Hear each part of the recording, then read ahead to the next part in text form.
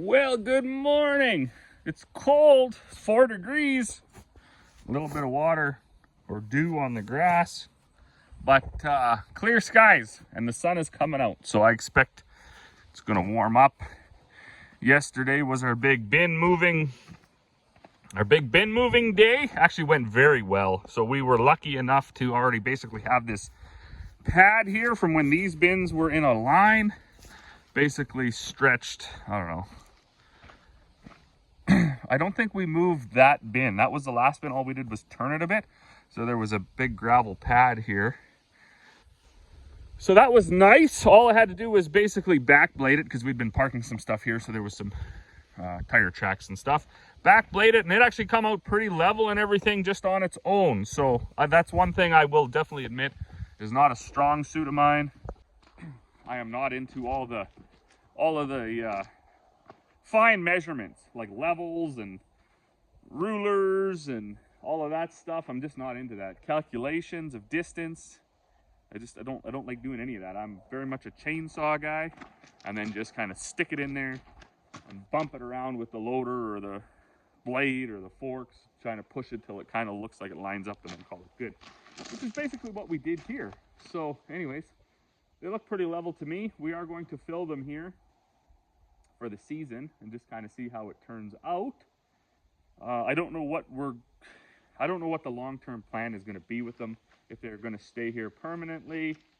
There's a couple of rocks under that side over there. It doesn't look level, but I think that it is. We always have a fear with our hopper bins that they'll fall over, because we've seen in the community some people's bins blow over, fall over. So being hidden in the trees, being up on a gravel pad, and then up on those rig mats, I'm hoping they don't fall over. They're not that big, so you know, some of these big massive bins that we see at our local welding shop here, those things are like 1,000 feet tall. It's crazy. I don't know how you'd keep that thing straight, but anyways, these I picked up at a auction sale. To be honest, I wasn't actually really interested in them because as far as we're kind of concerned, bins like that, even for a small farm like us, they're kind of just too small, to be honest with you. I think they maybe hold 2,000 bushels.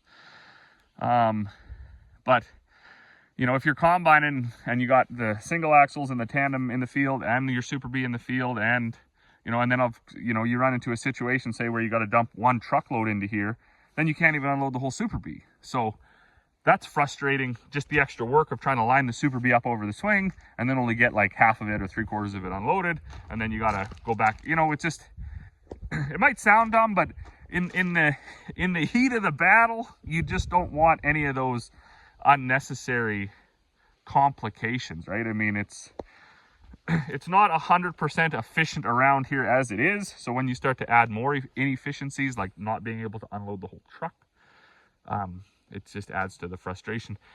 So that and cost, these bins I'm pretty sure ring in right around 20, maybe more than 20 grand for 2,000 bushels of storage, when we build 12,000 bushel flat bottom bins for 20 grand for 12,000 bushels of storage. So your storage cost skyrockets. You get a few conveniences like the hopper. Basically that's the only one. These ones are fertilizer bins, so we do plan to put fertilizer in them this year. That's kind of why they're down here. So we'll be able to, I shouldn't say that's why they're down here. They're down here because we didn't know where to put them up there. There was no space, and then we get such heckish winds, we didn't want them to blow over. So they're down here where they're safe. At least we think they're safe. I was thinking about using them for the feed. I don't know if that's going to work. I was also thinking about maybe getting a couple bulk loads of pellets, because a lot of folks are interested in those complete feed pellets, and maybe putting those in there. And then, so I don't know what we're going to do with it. We had planned originally, when we did get them, to set them up basically right here somewheres and use them to feed the dryer. But then when we moved these bins out of here and we noticed we had this basically existing gravel pad, we may as well put them on there and then move the dryer over here. And then we can gravel that spot and our yard will get that much bigger, and we can use these as a surge bins to keep the dryer full. So I don't know what we're going to do. We sort of just keep nailing one board on top of the next as we go on this farm. Nothing has a whole bunch of long thought go into it. I mean, we think of the odd thing through, but mostly we're just knee-jerk reaction people and very spontaneous. So we just sort of like stick it there and then put something else in front of it, and then, you know, pretty soon over a decade or whatever, there's actually like a little it all seems to work. I don't know. But anyways, I'm gonna fire this up. I'm gonna get the feed made this morning. I might go do some spraying. We'll probably go out and check that canola again, although I don't think it is going to be ready. It was 14 like 3 days ago. Yeah, 2 days ago. It was still 14. We didn't have any drying days over the last 2 days, so it's probably still not ready, but we will try it. We should, you know, try it every couple days. And then if that doesn't go, I'll probably pull the sprayer out. I got a couple quarters of that pea stubble I want to spray. We've been trying to let it regrow, but it's been so hot and dry this fall, nothing grew either. So we'll just see where we get to. Well, good morning. Crazy wind picked up last night, like early, maybe not last night, early this morning. I don't know. It was windy. Woke me up actually. See, the tree's just a rocking. So it's backed off a little bit. It is still pretty breezy. Although I think that will be to our benefit because we should be able to go out and thrash a few acres of canola. Yesterday, Dad and I were up. So he had picked me up a breaker box for on that pole. So we put that on there. And then we put a couple rough cut 16-foot 2x6s or whatever on inside this shed over here. Because, I was just reading a text there, sorry about that. I guess Emmy wants to do 4-H, so I was never in that club. I was a town kid. We didn't have animals, so really wasn't an option for us. And I don't think that I lost out by not being in it. So I'm not exactly sure if I'm all that pumped about it or not. I don't know. Corey, however, was in it her whole entire life, or as long as you could be, or whatever the scoop was there, so she's pretty familiar with the program and this, that, and the next thing. So I guess we'll give it a go, right? I'm gonna first head over to the house or the shop here and get my winter jacket, because what I got on is like a fall or I don't know, just basically a windbreaker, and it's unpleasant. The wind is very cold. We also added to the herd yesterday. Neighbor lady brought over a couple of cats. I don't know where they are. No longer in their cat carrier thing. I opened that up before I went in the house so I could let them guys free range in here a little bit. So they will show up at some point. I know Buddy was in here trying to get them comfortable and make them a bed and everything, but let's find it in my winter jacket going here. All right, ready for the day. So the first thing that I'm gonna do is I'm gonna set the auger up into the dryer and unload this International into the dryer. So what's on that International is like a quarter of a load from out in the field. Over the last couple days we've been trying canola. It's been anywhere from 14 down to 8.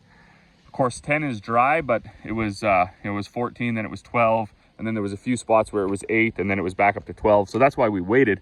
And then to finish filling up the truck, we actually had a bin that's leftover canola from last year, a 2,500 bushel bin. Those cables, I believe, have 5 sensors, and the second one down from the very top started to warm up a little bit. So when I moved it in the summer, that temperature went to like I think 26 degrees. It was a very hot day, I think, in June when we moved it. And since then, it's moved up to 29 degrees. So what I assume has happened is it may have got a little bit of moisture in the top, maybe.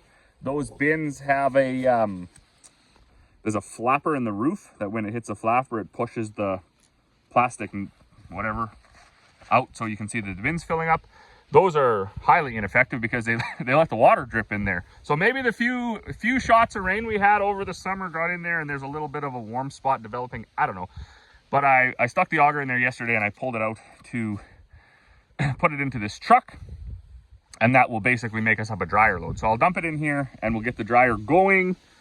And just, I don't think that load actually even needs to be dried, but I need to put it in there and let it mix around and then get a representative sample of it. So I can't do that with one hand. So I'm going to move these trucks and get that happening. All right, well, the dryer is full of canola, and this is one of the only gauge, well, actually both these gauges work, but some of these valves stick or don't work. So anyways, but when we started this morning, it was like 9, and I put the grain in, now it's 20. So the grain did cool off quite a bit overnight just on the truck alone, because I think it was like 27 or 20, what did it say, 29.7 or something, the temperature cable said at the top. So it had obviously cooled off like 7 degrees overnight. There's nothing, thankfully, there's nothing wrong with the canola. So just, those cables are basically an absolute must if you're going to have like long-term storage, where you're going to foolishly wait out the good markets, wait till they go down, because then now you got to hold it longer, hopes they go back up, which is our marketing strategy. So anyways, you don't have to stress about the grain. You can just plug into it every 2-3 days and see life is good. So anyways, I'm going to fire up the combine and go take a sample. One thing that actually I was just looking at now didn't actually even make the old cut there. I don't know why, but when we were combining the oats over here, so this is like 2 weeks ago already, I was coming in, all the trucks were full. I was going to park the combine in the shed here, and instead of hitting the engine idle down, I hit the auger out button, and the auger swung out and smashed into the shop right there. So aside from the scuff marks of dirt, I haven't got up there to wipe that off, didn't really do any damage to the shop, but it absolutely crushed that tube. So we had to spend a good few hours the next morning up in the man basket with a porta power and like a half moon heavy piece of iron in there. Thankfully it was right at the end, so I could actually get there and get it pushed out. So it is not round anymore, but it works. So I think I actually did a pretty good job. That was not a good day. I was not, I was very down on myself for doing that, but you know, all things considered, there's a lot of stuff happening. Actually, everybody around here was pretty good. Mom, Dad, Corey, they were like, you know what, you're doing a lot of stuff. You were swathing, you were running the 9750, you were running the 9610. I was doing a little bit of spraying. Of course, everything has joysticks and different buttons in different places, and then you kind of get maybe tired and complacent or whatever and push the wrong button and bang. So thankfully it actually didn't cost anything. It's more just aesthetics at this point. Just doesn't look the same as it did, but we'll figure out a way after we're done harvest to get it painted up and maybe look a little better. But I'm gonna go out now. I'm gonna sample some of this canola, see where we sit. Good evening, folks. Come in the video being sad with me. So we are finally out combining our canola. The yield monitor has finally dropped down under like 10. I see it's 8.7 there now for moisture. That's the only thing that I think is accurate on this whole unit, because the yield part, and I've said it many times over the fall videos, we've never calibrated it. We don't know how to calibrate it. I don't even think we have a way to calibrate it, because we don't have a weigh wagon or a grain cart with a scale on it. So it is what it is. I don't know if it's right. It could be, and it might not be. I have no idea. I will say this is not a very good crop, and we didn't have high hopes for it anyways. We didn't have high hopes for any of our crops. I know throughout the season I got some comments that, you know, sort of, as far as I was concerned, it looked like people thought I was being a little dramatic talking about the drought. And then when we got into the fall here and we actually had some decent barley yields and stuff, people were like, yeah, I see, you know, it wasn't a disaster like you thought it would be. The thing is, we got to realize geographically, you know, the barley, even though it was only 3 miles west, yeah, it was good, and it rained there. We know it rained there when it didn't rain on the yard because we were out there when it was raining. And then our barley that's north of town, 7 miles to the east and 2 miles to the north, it rained there, and it got actually a good shot of hail right after I seeded it, which has a lot of moisture and hail. So that's kind of why that happened. The wheat at home, I'm not too sure. It didn't bust the bin. The thing was, it just yielded better than we thought it would. I mean, in July we thought we were going to work it up, and the oats, I mean, that was basically half as much as it should have been. But I mean, it was nice that it yielded at all.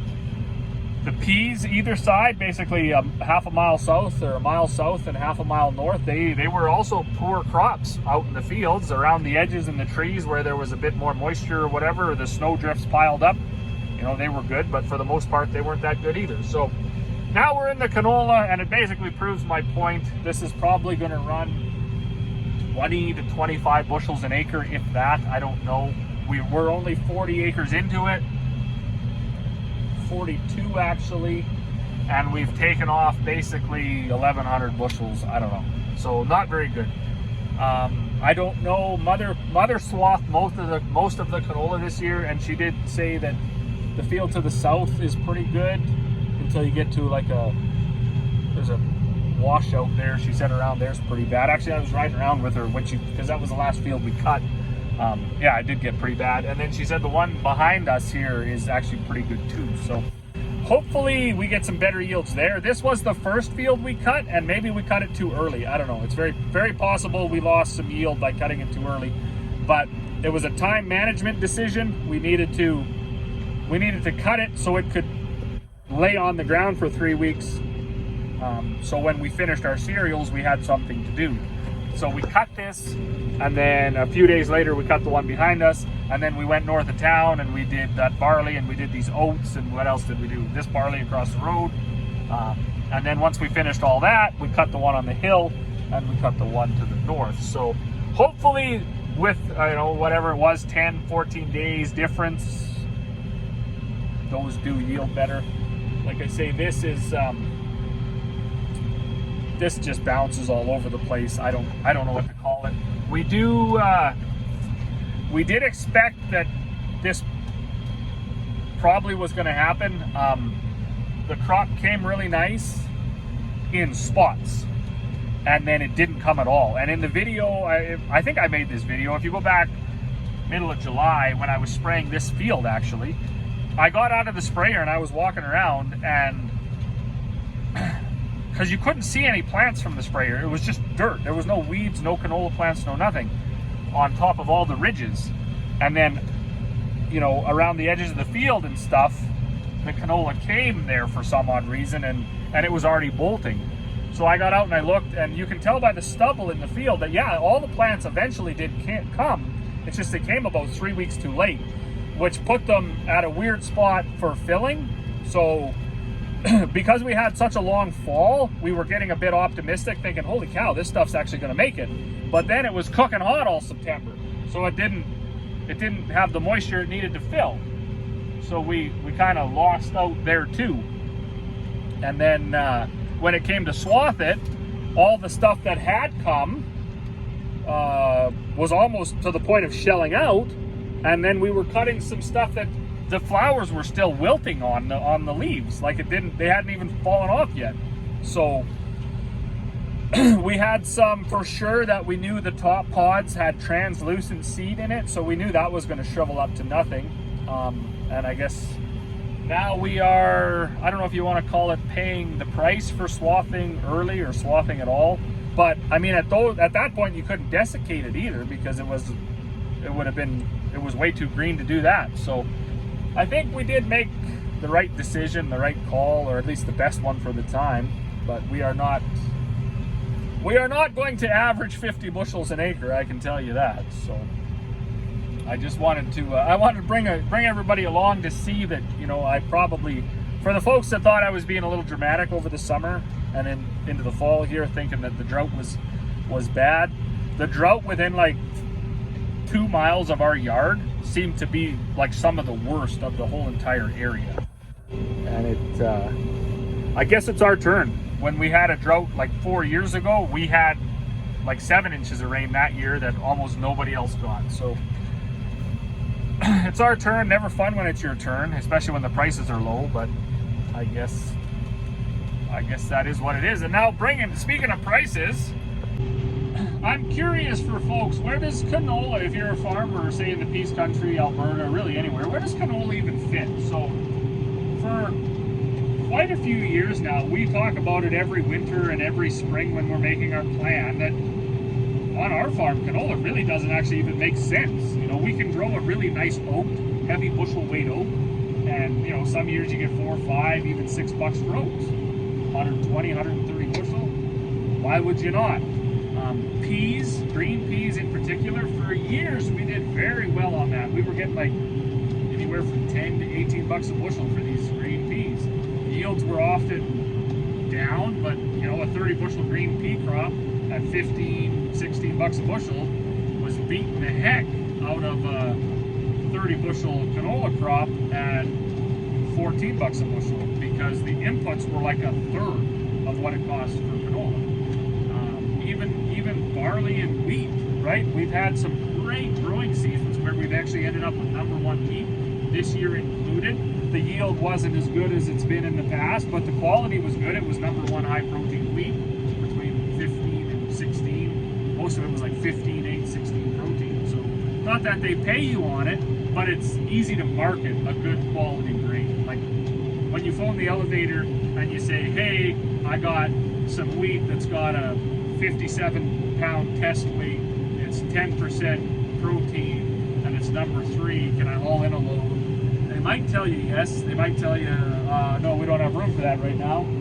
If you phone them and you say, hey, I got some 68-pound wheat, 67 I guess is what they told me mine weighed. I got some 67-pound wheat, it's #1, it's 16 protein, weather's nice, can I haul a load or two? They're most likely just going to say yes, right? Because it's easy to get rid of that. It fits in any of their bins, doesn't need to be dry. So you know, all of these things have made us realize that aside from like a pride thing and trying to prove to yourself that you can grow this stuff, I'm not even sure it's worthwhile trying to.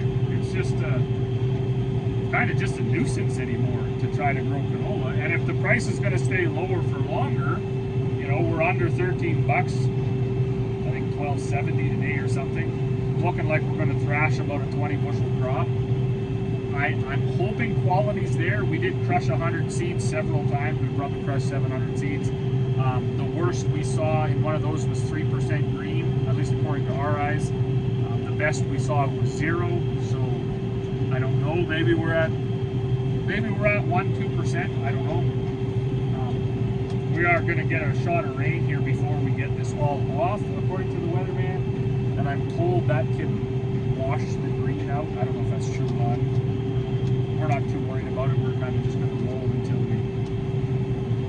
the rain comes or until we're done. But yeah, I think next year we're going to go from like, so this year we put in about 580 acres of canola, I think. I think next year we'll probably do like 320 if the prices and the markets don't change.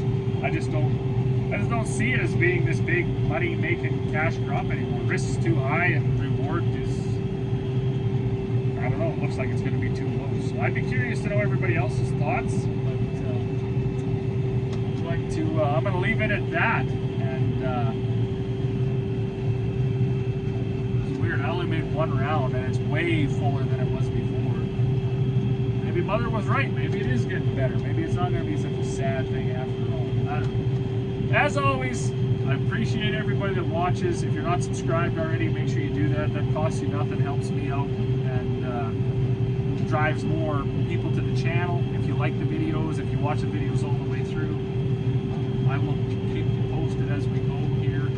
Hopefully we'll get the other combine out tomorrow. When you're going 2.5 miles an hour with one machine, you don't really get anything done. So hopefully tomorrow we can get the other one out here.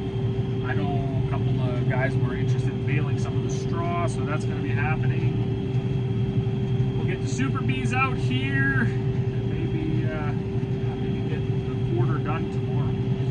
So as always, thanks for watching, and we we will see you all in the next one.